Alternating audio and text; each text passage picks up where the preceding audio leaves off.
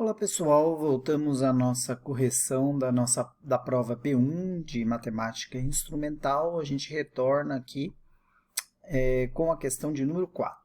Então vamos dar uma lida na questão e seguindo a mesma lógica das outras resoluções, a gente vai analisar o texto e direcionar a resposta da questão. Então vamos lá. Um cientista estudou a trajetória de um foguete e chegou à seguinte equação de segundo grau que desenvolve esse fenômeno. Y é uma função de t, f de t, que é igual a menos 2t ao quadrado mais 5t mais 1. E aí ele pede para você avaliar uma série de assertivas. Então eu vou fazer aqui no cantinho alguns comentários com relação às funções de segundo grau. Então, o que é uma função de segundo grau? Primeiro, é uma função onde o maior expoente da variável da minha função é 2. Então, vamos reescrever aqui a função do exercício. É uma função de t menos 2t ao quadrado mais 5t mais 1. Então, essa é uma função de segundo grau, por quê? Porque o maior expoente, a função é de t. O maior expoente de t na minha equação é 2. Então, ela, de fato, é uma função de segundo grau. O que a gente viu também? A gente viu o seguinte, que eu tenho os valores na função de segundo grau, 3 coeficientes. O coeficiente A, o coeficiente B e o coeficiente C.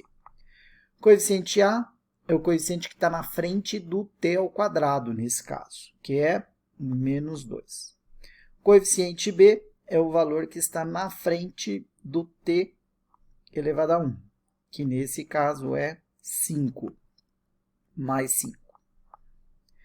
E o C é o valor que aparece sozinho, nesse caso, mais 1.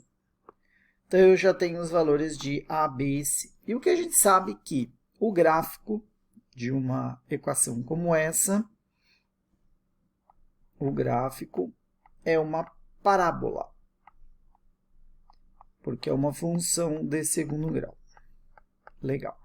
E essa parábola ela pode ter a concavidade, a abertura dela voltada para cima ou para baixo. Como a gente determina isso? Por meio do A. Se o A for positivo, significa que o A é positivo, então é uma curva assim, como se fosse a boca do palhaço, com cavidade voltada para cima. Se o A é negativo,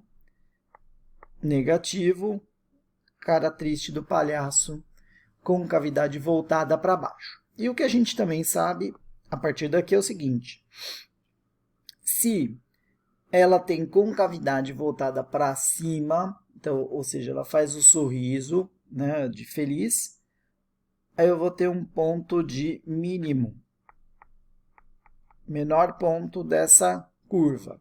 Pensa como se fosse o caminho de um carrinho de montanha-russa.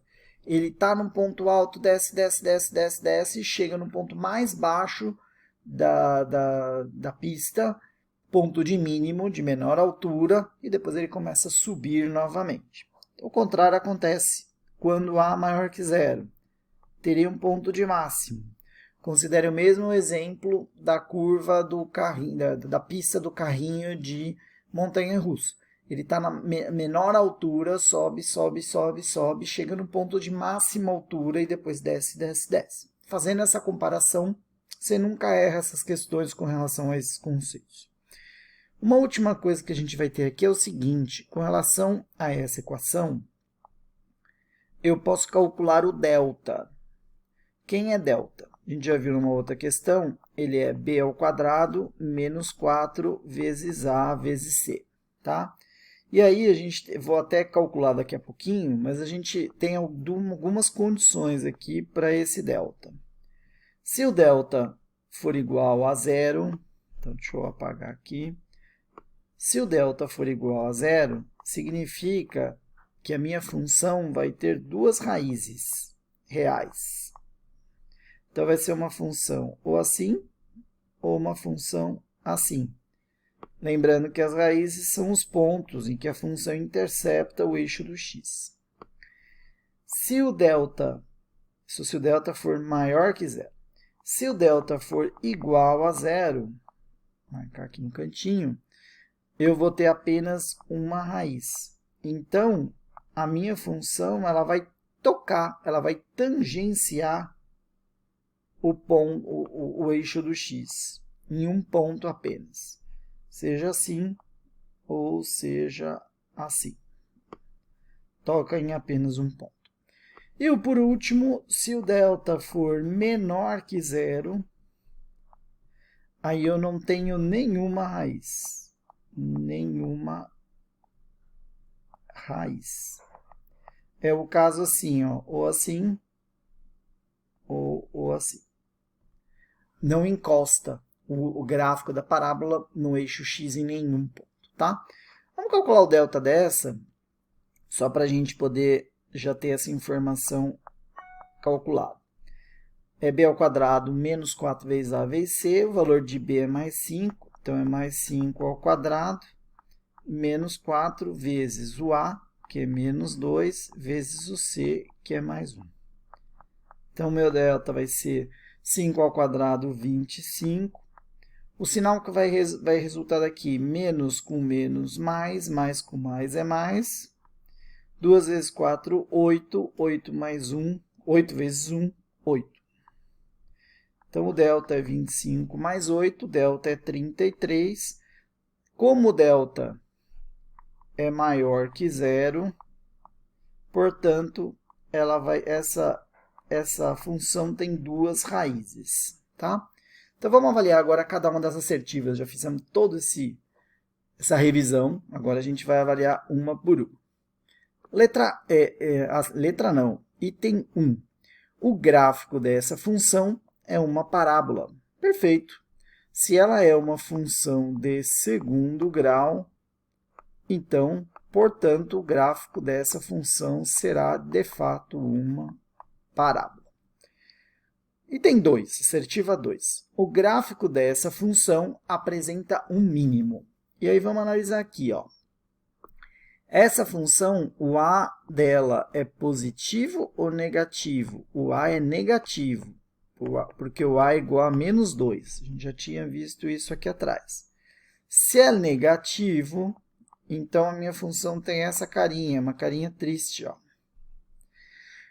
Então, se ela tem uma carinha triste, a gente já tem feito aqui já no cantinho, a menor que zero, essa função vai ter um ponto de máximo e não um ponto de mínimo. Portanto, essa segunda está errada.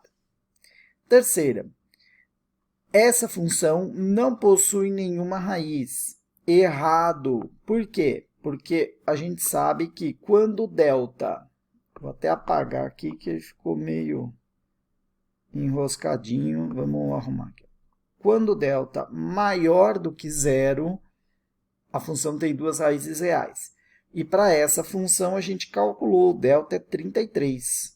Então, ela não possui nenhuma raiz, está errado. Ela tem duas raízes reais. Aqui ela tem um ponto de máximo.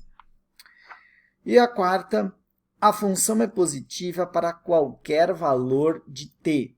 Essa é a que talvez seja mais difícil. A gente tem que pensar o seguinte, ó. Como é que eu esboço essa função? Ó, eu tenho o eixo do x. Como é que é o gráfico da função? A gente viu aqui em cima, ó, é um gráfico triste. E ela corta o eixo do x em quantos pontos? 2, porque são duas raízes. Então, ela é uma função assim, ó. E pelo estudo do sinal, a gente sabe que este trecho aqui, ó, que vai até a primeira raiz, o gráfico da função está abaixo do eixo x. Então, essa função tem um sinal negativo nesse pedaço. Neste trecho aqui, entre as duas raízes, a função está na parte de cima, acima do eixo x. Então, este é um trecho em que a função tem um sinal positivo. E, por fim, o último pedaço, que é este aqui, a função, novamente, ó, ela vem descendo nessa direção. Ela também está abaixo do eixo do x, então ela é negativa. Então, ela tem dois intervalos em que ela tem valores negativos e um intervalo onde ela tem valores positivos. Ela vai alternando esse comportamento. E o que ela diz aqui, ó, a função é positiva para qualquer valor de t. Também é errado. Por que errado? Porque ela vai assumir esses valores diferentes à medida que eu vou caminhando na função, né? Vou caminhando nos extremos. E sendo que aqui eu estou falando de x1 e x2, que são as raízes dessa minha equação. Beleza?